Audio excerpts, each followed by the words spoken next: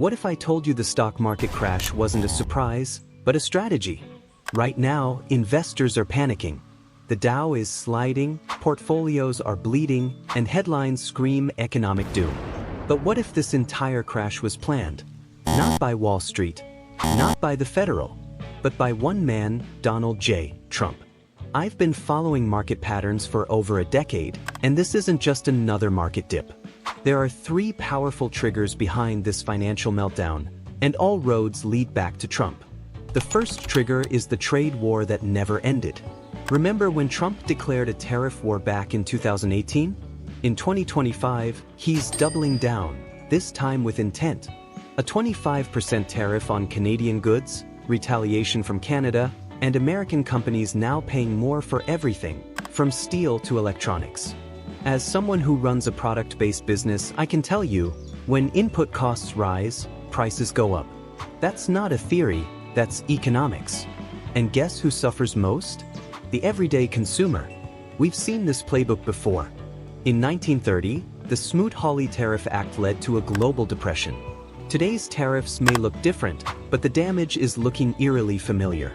The second trigger is NATO instability and global panic. Trump's recent remarks about NATO sent shockwaves through Europe. He hinted that if countries don't pay up, the US might not defend them. You might wonder, what does this have to do with stocks? Simple, markets thrive on stability. But if NATO cracks, if Russia sees an opening, if global tensions rise, investors pull out. Oil prices spike. Defense stocks surge, but the rest of the market tanks under fear. This isn't just politics. It's a shift in how the world trades, defends, and invests. The third trigger is what some analysts call the crash-to-cut theory. Here's where things get really interesting. Some believe Trump actually wants this crash, because the Fed won't cut interest rates. Trump has railed against high rates for years. He knows lower rates mean cheaper debt for the US government, a booming stock market, and a strong position heading into the election. But the Fed won't budge unless they're forced to. So what's one way to make them move? Trigger a recession, a falling market, rising panic, and suddenly the Fed has to cut to avoid collapse.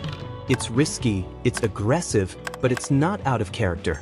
Trump is a businessman first, and crashing the market today could be his way of boosting it tomorrow on his terms.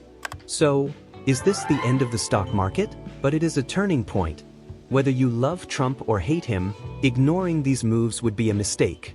The next few months will define the future of investing in America. Hit subscribe, turn on notifications, and let's keep building wealth the smart way.